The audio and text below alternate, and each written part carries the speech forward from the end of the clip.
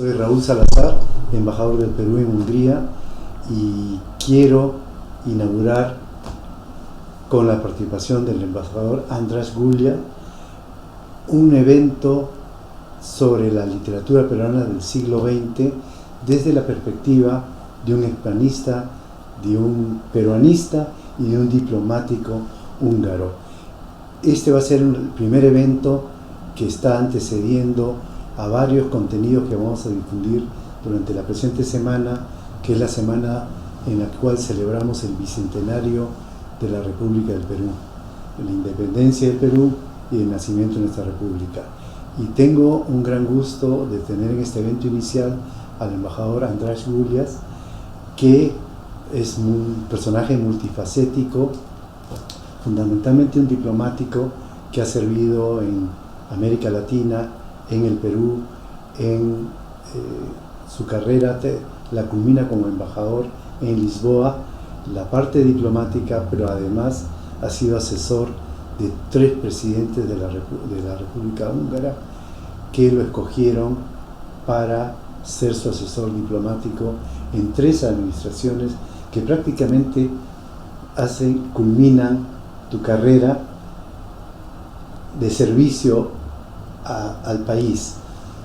Pero el otro aspecto del embajador András Gulja es que también no solo es un diplomático húngaro, sino es el principal difusor de la literatura peruana. Él es un hombre de letras y ha traducido 2 de las novelas más importantes de Mario Vargas Llosa, Conversación en la Catedral y La Ciudad de los Perros. Además, ha hecho trabajos sobre José María Arguedas y el indigenismo, ha traducido otra versión de la literatura urbana peruana a través de los cuentos de Julio Ramón Ribeiro. Pero yo no soy quien va a hablar de cómo ves la literatura peruana y sobre todo cómo te defines finalmente, ¿no? Como hispanista, hombre de letras o diplomático húngaro, o todo ello. András, adelante. Bueno, pienso, en primer lugar, quisiera agradecer esta invitación, que me honra mucho poder hablar con motivo de los 200 años de la Declaración de la Independencia del Perú, hablar sobre un tema que está muy cerca a mi corazón, lo del Perú. En cuanto a mi carrera, dicen que para un soldado lo que tiene que tener suerte. Pienso que yo también tenía la suerte de, comenzando mi carrera como profesor de castellano, me interesé por la literatura y en el momento cuando ingreso a la Cancillería, los otros colegas venían o de escuelas diplomáticas o de la Facultad de Derecho con preparación, formación internacional. Un filólogo, un hombre de letras, era rara avis en aquel momento y yo pensaba que mis conocimientos de la cultura, de la literatura, podían dar una plusvalía para acercar el pueblo húngaro con el pueblo donde estaba trabajando.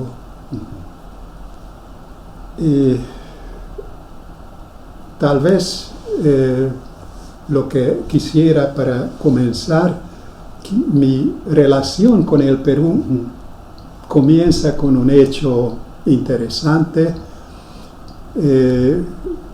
Todavía de universitario recibo una beca a La Habana. El albergue donde vivía quedaba muy cerca a la Casa de las Américas, que en aquel momento hablamos del año 64, 65, era un centro cultural muy importante que abrió una nueva ventana a los países de Europa Central también. Y allí me encontré con Carlos Barral, de la famosa editora barcelonesa, y en la conversación él menciona que acabo de traer un libro que el año anterior ganó el premio de biblioteca breve, La ciudad y los perros. Y compré el libro allí, pero al precio simbólico de $1, o que equivalía formalmente a $1, y este fue el primer libro peruano que tenía.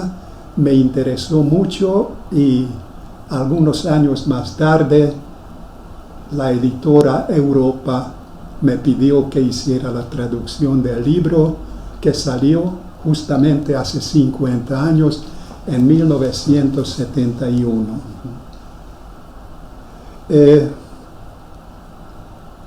La ciudad y los perros fue solo uno de muchos libros que en aquel entonces se editaban en Hungría. Yo me atrevería a calificar aquello una época de oro, de descubrimientos. Se establecían las relaciones entre Hungría y el Perú, no solo en lo cultural, en lo económico también. Había, por ejemplo, autobuses Icarus articulados o acoplados que iban por aquella vía expresa del centro de Lima, hasta pienso Barranco o atravesando toda la zona. Y técnicos húngaros trabajaban en Cañón del Pato, donde se construía una central hidroeléctrica, instrumentos y material didáctico para la enseñanza. Y además se establecieron los primeros contactos entre la Universidad de Lima, la Universidad San Marcos, es la Universidad San Marcos, de András Inotay, y la Universidad Eötvös Loránd de Budapest. Sí, como menciona el embajador, había los profesores de economía, András Inotay, la doctora Anna Gelei, hasta el más tarde ministro de Relaciones Económicas Béla Kádár. O sea, había una secuencia de profesores, pero lo que quería contar es sobre la literatura. Sí. Llegó el profesor de nuestro departamento de español en formación, porque nosotros también estábamos en el momento de declarar la independencia. Así es. El pequeño grupo de españolistas pertenecía a la cátedra, al departamento de italiano de la universidad, y el profesor Matías Gorañi era que estableció el departamento de español, y él logró a través del doctor Jorge Puccinelli un contacto con la Universidad San Marcos. Se acordó la edición de un libro de Sándor Petőfi, el poeta nacional húngaro, claro. Y en ello colaboraban los mejores poetas peruanos. El método era que hicimos una versión literal, traduciendo todo palabra a palabra, explicando la métrica de los poemas, y luego Sologuren, Carlos Germán Belli, Winston Orillo, Antonio Cisneros, la flor y la nata de la poesía peruana, colaboraba en eso. Y en reciprocidad, poetas húngaros editaron un libro en húngaro sobre poesía peruana contemporáneo digo de los años 70, donde entraban todos los nombres importantes y tuvo un gran éxito. En los 70 se publican muchas cosas sobre literatura. Aquí tengo que valer de mis papeles porque había tantas cosas. Un tomo de las crónicas de Garcilaso de la Vega, mitos y leyendas del Perú con el título de El Dorado, un tomo de César Vallejo,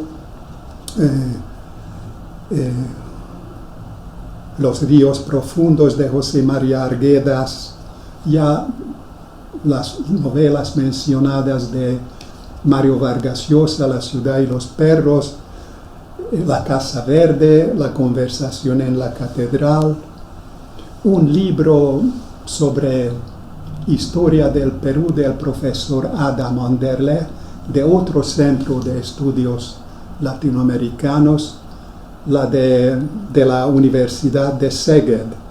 Así que hubo muchísimas cosas, un libro de Manuel Scorza, mi esposa, que de profesión es antropóloga, hizo un libro infantil, Pepe en la ciudad de los Reyes, y con la idea de un muchacho cusqueño que de la sierra parte a la costa, en ese viaje logra presentar toda la geografía y las diferentes zonas del Perú.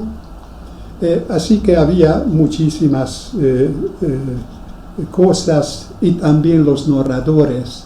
Hubo un tomo, una selección de cuentos peruanos, partiendo de Enrique López Albújar, Ventura García Calderón, José María Arguedas, Julio Ramón Ribeiro, Alfredo Bryce Echenique, Carlos Eduardo Zavaleta, Ciro Alegría. Así que el público húngaro podía tener una imagen bastante amplia sobre lo que era la literatura peruana. Eso es remarcable. Yo solamente quisiera poner un poco el contexto político que ha generado ese tipo de relación, conocimiento, interés, y que se ha reflejado en la publicación de literatura peruana gracias a traductores como tú, pero también de húngaros que fueron y que estudiaron nuestra realidad literaria. Ese contexto era también esa afinidad que había entre el movimiento político de una junta que, a diferencia del resto de América Latina, tenía un corte progresista y hizo cambios sociales y estructurales, pero sobre todo admiraba el socialismo húngaro, que era un socialismo con unas características de independencia y de flexibilidad a la ortodoxia, que se le llama el socialismo Guláš. Me parece, también mirábamos un poco a Yugoslavia en esa década del 70. Lo que me sorprende es esa cantidad de conocimiento que hay en Hungría sobre esta literatura. Y la siguiente pregunta que te voy a hacer es: el indigenismo y la literatura urbana, ¿qué han hecho para ayudar a fusionar al Perú como una nación? El papel de Arguedas hizo Alegría y la novela urbana de Vargas Llosa. Me parece un punto muy importante y decisivo eso, de que había algunos paralelismos que desde el primer momento llamaban la atención. El movimiento progresista, que era una tercera vía, parece, de los militares, y que sería lo ideal, y yo siempre en mi madurecimiento político pensaba en eso. Hay ideales muy nobles en eso del socialismo, hay también valores innegables e importantes en el capitalismo. Sería ideal unir esos valores de los dos sistemas en aras y en bien de la nación. Desgraciadamente eso no se había logrado, pero eso era preocupación constante de los mejores intelectuales, tanto del Perú como de Hungría. Y el indigenismo, como en Hungría, una otra escuela literaria de los años 30 del siglo pasado, de los llamados Nepi-Írok, o escritores del pueblo, quiere encontrar una explicación a lo que son las frustraciones y derrotas que en caso de Hungría, en primer lugar, sería la derrota en la Primera Guerra Mundial, las paces de Trianon que dejan en el país desmembrado, y en el caso del Perú también, por qué no decir eso, la derrota en la Guerra del Pacífico y todo lo que significa esa crispación o abismo entre lo que es Perú colonial, urbano y la sierra. Y los indigenistas querían encontrar esas raíces intactas, vírgenes de la nación en el pasado incaico y preincaico. El escritor del pueblo húngaro pensaba que era el campesino húngaro de pura cepa, el que no está corrompido por las cosas de la ciudad. Y eran tendencias progresistas, pero justamente por su idealismo a veces se perdían en un laberinto, tanto en el caso del indigenismo como en el caso húngaro, que habían algunos que luego coqueteaban con el fascismo.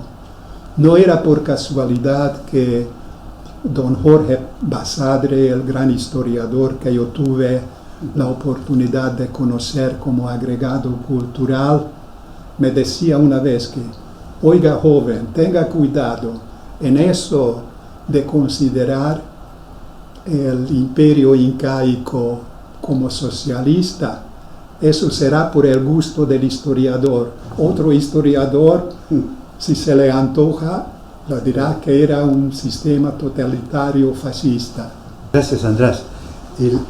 Hay una frase en tu ensayo sobre Arguedas que mencionas de alguna manera que Arguedas idealiza esos aspectos solidarios, el colectivismo del mundo andino, pero que para que haya una fusión tiene que haber una respuesta solidaria del mundo que se dice moderno, costeño, pero no es solidario.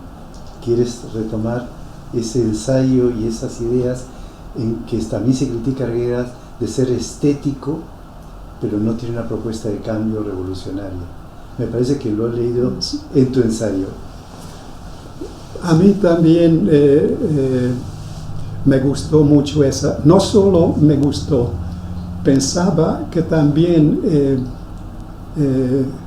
era algo de que podía yo aprender muchas cosas. José María Arguedas,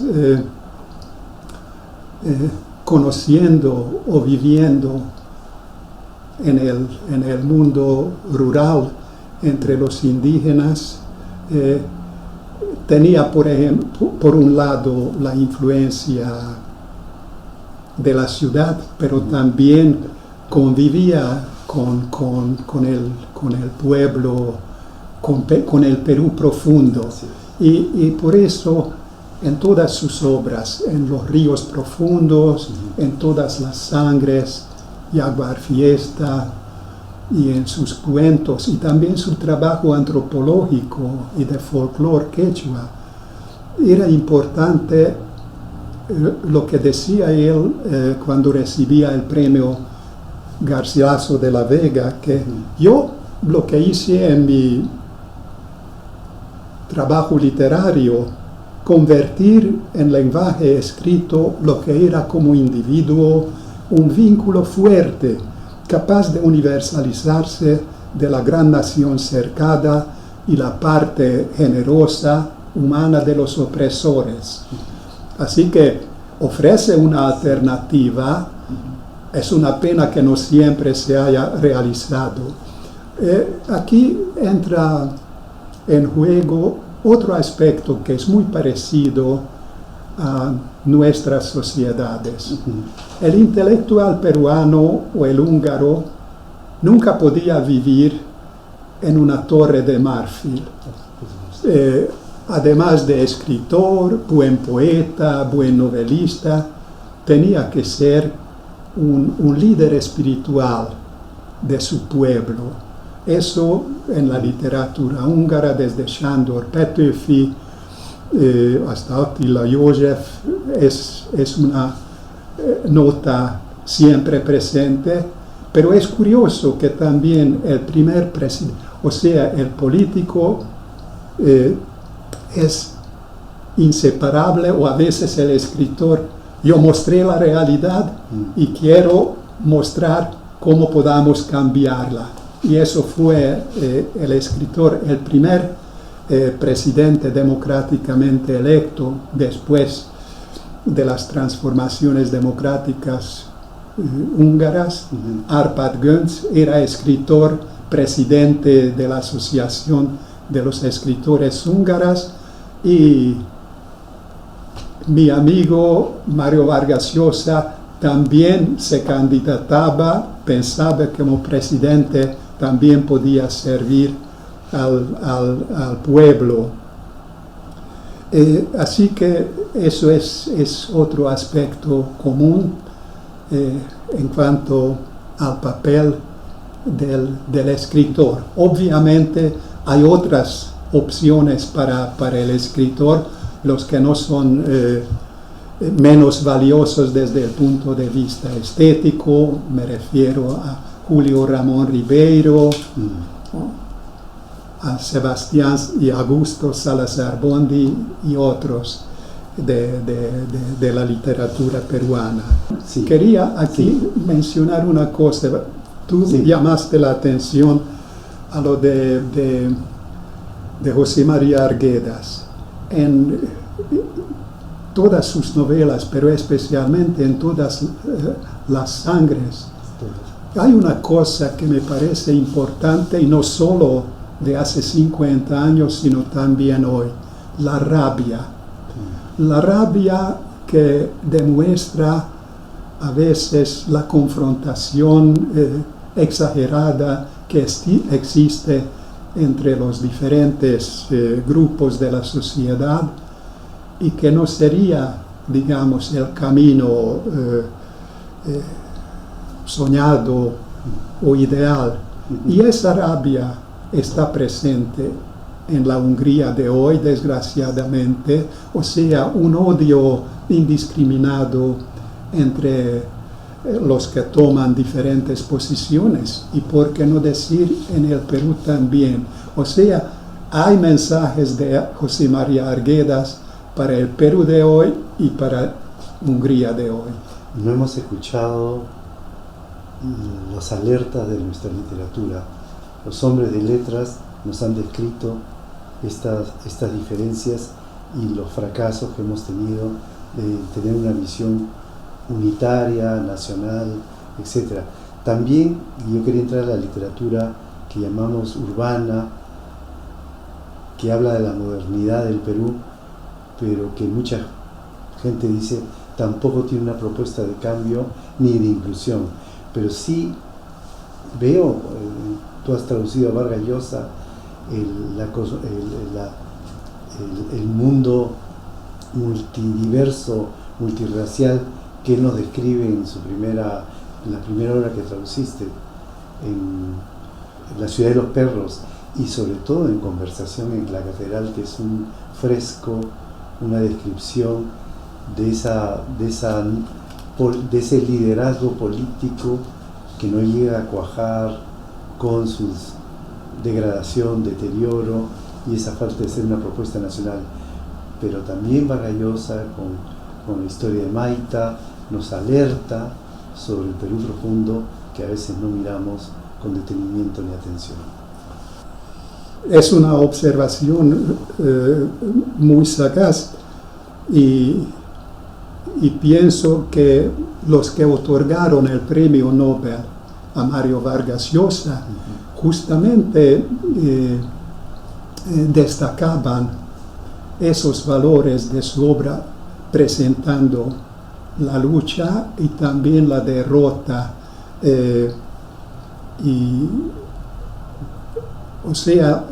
Tanto La ciudad y los perros, que en un microcosmos, Sí. La conversación en la catedral ya se abre el fuelle, ¿no? Sí. El fuelle Sí. del acordeón. Sí. Y muestra toda la sociedad, aunque Mario Vargas Llosa, y sobre todo en su etapa ya más madura, negará que su literatura tiene esa intención de cambiar la sociedad o provocar un cambio directo, pero sin embargo el lector llegará a esa conclusión. En el epílogo de la cuarta edición de La ciudad y los perros, que primero se publicó en un tiraje de 28.000 ejemplares y luego hubo 3 ediciones más, la última en la biblioteca barata, y allí siempre había una nota explicatoria, y en mi epílogo o nota explicatoria mencioné justo eso, que es un mundo muy violento. Eso de los cadetes muestra todas las contradicciones, pero también el comportamiento humano en su forma positiva. Yo decía que, por ejemplo, el teniente Gamboa, el que asume su papel, es un buen oficial, puede ser uno de esos hombres del futuro. Interesante. Otro aspecto de tu vida de hombre de letras y diplomático y de húngaro con cariño sobre el Perú, también tiene una relación con tu amistad con Antonio Cisneros y su permanencia aquí en una especie de stage académico en ELTE, me parece, Sí, que es, sí. en la universidad. Y además que tienes una relación personal con Antonio Cisneros. Cuéntanos. Me tocó como agregado cultural, cumpliendo los planes de trabajo de cooperación cultural y de enseñanza, preparar los viajes de esos profesores visitantes. Uno de ellos fue Antonio Cisneros, que vino a Hungría en 1973. Era una etapa muy importante de su vida. Aquí nace su hija Soledad, cuyo padrino es un colega, padrino, no el que es padrino de bautismo. Sí. Bautismo es el doctor Kalman Faluba de la universidad, y dedica un libro de poesía a su estada en Hungría. Antonio Cisneros, el libro de Dios y de los húngaros, el joven rebelde que gana un un premio con el canto ceremonial de un oso hormiguero, un revolucionario incondicional. En Hungría recibe una llamada, un aviso desde arriba y vuelve al cristianismo. Aquí muy cerca a la Cancillería de la Embajada Peruana queda la Avenida Cristina. Había ahí una iglesia. Toño pensaba que era de Santa Cristina, no era, era de los franciscanos, pero eso no interesa. Asiste a una misa, no entiende una palabra del sacerdote que dice su misa, pero siente algo y dice que yo también fui muerto y soy resucitado. Alabado sea Dios. Y es curioso que un trozo de este poema de Antonio Cisneros, que desgraciadamente nos dejó muy joven, su memoria queda en una zona de las montañas de Buda. Así es, con esa misma frase Sí, es que tú has señalado. Que yo estuve perdido más que un grano de arena en Punta Negra, más que el agua de lluvia entre las aguas de Danubio revuelto. Fui muerto y soy resucitado. Gracias por leerla. Esas palabras están en el Parque Normafa, al costado de la bandera peruana, con un acuerdo que tuvimos con la municipalidad del distrito 12, que ve el Parque de Normafa. Bueno, nos has dado un paseo por toda esta cobertura en literatura peruana. ¿Cuál es tu impresión? ¿La consideras la novela central de Mario Vargas Llosa, Conversación en la Catedral? Él dice que se hizo escritor. Tú tienes una frase sobre eso. Bueno, eso fue una correspondencia con Mario Vargas Llosa hace algunos años, cuando se conmemoraban 50 años de la edición de la Conversación en la Catedral, y en una entrevista Mario dice que fue esa la novela que me hizo escritor. Y yo le mandaba unas ilustraciones que en el libro húngaro aparecían. En aquel entonces, en las ediciones de lujo, normalmente colaboraban artistas gráficos, y le mandé a Mario esas ilustraciones, y también le dije: si a ti te hizo escritor esa novela, a mí me hizo traductor. Tuve que sudar la gota gorda, esa utilización de tiempos sobrepuestos, como de Faulkner y de otros escritores. Es un desafío al escritor, pero un desafío mucho más grande al traductor, que tiene que descubrir en esas escenas intercambiadas de hace 10 años, de ayer, de pasado mañana, para no perder el hilo de la conversación. Así que fue un trabajo difícil. En húngaro el título fue un poco modificado porque justo en aquellos momentos se publicó un libro que comenzaba con conversación.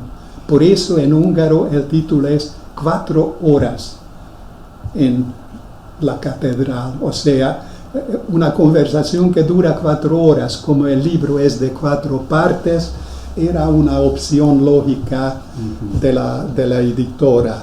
Y pues el inicio de aquella novela ya queda para la inmortalidad. Yo me quedé casi llorando cuando vi una película del cineasta Cantet Retorno a Ítaca. En húngaro el título era Noches en La Habana, y en un momento intelectuales cubanos, a ver, desde la puerta de la crónica, Santiago mira la avenida Tacna, automóviles, edificios desiguales y descoloridos, esqueletos de anuncios luminosos flotando en la neblina gris. Mediodía gris. ¿En qué momento se había jodido el Perú? Gracias, András. La trascendencia descriptiva de Conversación en la Catedral, no solo para un primer lector joven, como fue el caso cuando lo leí, me enseñó muchas cosas de mi propia realidad. Tú mencionaste sobre esa capacidad de Conversación en la Catedral de crear ese fresco, ese mosaico que es la sociedad peruana desde Hungría. Me hablabas de un comentario de un autor húngaro sobre cómo había aprendido el Perú a través de la novela que tú traduciste. Sí, es Frigyes Todero, un periodista húngaro, amigo común de Antonio Cisneros y mío también. Antonio le dedica uno de sus poemas, Café en Mártiro Kutya, y fue él que me trae la edición recién publicada de La Conversación en la Catedral en húngaro. Venía a la Feria del Pacífico, imagínate tú, en 73, y este periodista, Frigyes Todero, me dice: András, mira, mientras no haya un buen manual de historia del Perú en húngaro, Conversación en la Catedral me vale. Así que es algo realmente curioso, y para mí también no solo el Ocenio de Odría, sino toda una serie de figuras de la historia del Perú del siglo XX están ahí. Interesante, ¿no? Tú mencionabas cuando hablabas de Vargas Llosa, de su conversión a una propuesta mucho más liberal, pero también mencionaste la capacidad de compromiso de una sociedad entre los valores del socialismo con los valores del mercado, de la economía. Creo que el Perú estuvo intentando hace un tiempo, a través de medidas de economía abierta, de inserción en el mundo globalizado, estaba intentando ese camino, pero ha resultado corto, y las elecciones que hemos tenido lo demuestran, y hay toda una revisión. Espero que también como esa historia personal de Vargas Llosa, que une ambos mundos y al final con una propuesta liberal clarísima, es también el camino, el derrotero que cree que para nuestro país podemos encontrar en los próximos años. ¿Qué me puede decir respecto a la visión del Perú hacia el futuro y el papel de la literatura finalmente, ¿no? Un húngaro y un peruano en el siglo XXI, que hace 50 años pensábamos que era tan lejos, y estamos viviendo y a veces reencontrando viejos fantasmas y caminos, callejones sin salida. Me parece que es muy importante que de la literatura y también de nuestra propia vida aprendamos algo que solo podemos salvarnos juntos, y esa crispación fuerte no es la solución. Y en eso lo que ya decía Arguedas de unir lo positivo en cada lado es muy importante. Quería antes de finalizar esa conversación mencionar una cosa anecdótica que a lo mejor al espectador peruano resulta interesante. Al trabajar con la traducción de La ciudad y los perros, encontré un reto especial de los apodos. Cada cadete tenía su apodo, lo que es normal en una escuela entre los niños y los jóvenes. Bueno, había el jaguar, el más fuerte, el jefe, el esclavo, al que todos martirizaban, Malpapeada, la perra de la guarnición, el poeta, y también de repente encontré el nombre de otro cadete, Arróspide. Y para mí parecía un apodo más, como en húngaro también hay parecidos.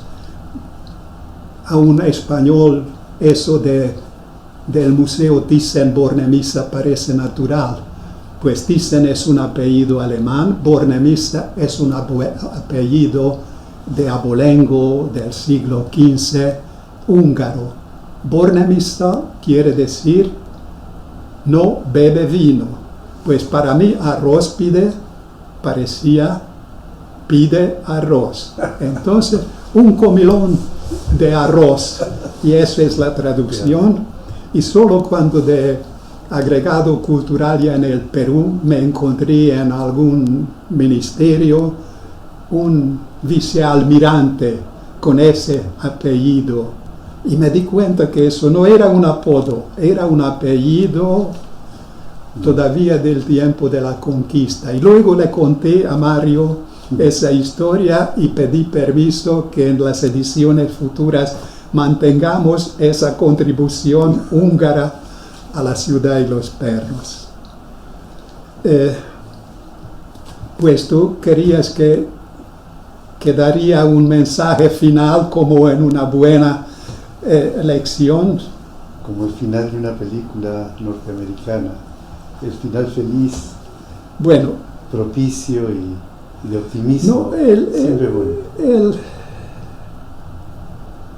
No sé cómo será el final, pero deseo lo mejor para mis amigos peruanos. Yo le debo mucho al Perú, viví momentos muy felices de mi vida y aprendí mucho. Y si quería destacar algo, sacaría una frase de la novela La historia de Maita. El escritor habla de una fotografía de su héroe. Es la impresión que comunica la fotografía, un hombre con gran cansancio a cuestas, de no haber dormido lo suficiente, haber caminado mucho. Y sin embargo, en esa cara exhausta y tensa se trasluce de algún modo esa pureza juvenil capaz de reaccionar contra cualquier injusticia en el Perú o en el último rincón del mundo, y esa convicción justiciera de que la única tarea impostergable e urgentísima es cambiar el mundo. Esto es el mensaje que me llevo de mi Perú. Muchas gracias, András. No sabes el aprecio y el agradecimiento que te tenemos, creo que no lo puedes imaginar. El Perú lo ha reconocido 2 veces, te ha condecorado 2 veces en el debido momento, y en este momento lo único que yo puedo decirte es muchas gracias. Gracias a ti la presencia del Perú no es la misma que tuvimos en esa época de oro donde los ícaros movían y transportaban a la gente en nuestra gran ciudad de Lima, y la relación económica y este boom del conocimiento mutuo a través de la literatura, espero que se repita. Yo, como embajador en Budapest, ese es el volver a tener esa intensidad en la relación, que lo estamos intentando. Pero personalidades como la tuya han puesto las bases, y creo que a través del arte está asegurado que vamos a tener una relación tan fuerte como la tuvimos en la época que tú trabajaste para tu país y finalmente trabajaste para mi país. Te lo agradezco mucho por eso. No tienes nada que agradecer. Yo agradezco más bien la oportunidad de poder revivir aquellos años de mi juventud y compartir esas experiencias con nuestro público. Muchas gracias. Gracias, Andrés.